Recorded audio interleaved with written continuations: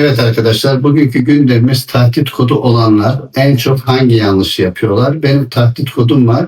Hangi yolu izlersem rahatlıkla Türkiye'ye girebilirim diyorsanız bizi takip etmeyi, izlemeyi de unutmayın.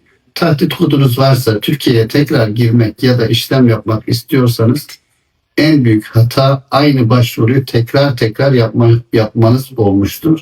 En sık yapılan yanlışlar tahdit kodunu öğrenmeden başvuru yapmak, yanlış vize veya ikamet türünü denemek, itiraz süresini de kaçırmış olmanız bu gibi hatalara yol açabilmektedir. Tüm süreçler hakkında bizimle iletişime geçerek tahdit kodlarınızı öğrenebilirsiniz. Tahdit kodlarınızı öğrendikten sonra da işlem yaptırarak tahdit kodlarınızı bizimle yol yürüyerek kaldırabilirsiniz. Akabinde de Türkiye'ye rahatlıkla giriş yapabilmektesiniz. Bizi izlemeyi, takip etmeyi unutmayın. Özgür danışmanlıkla Türkiye'de özgür kalın.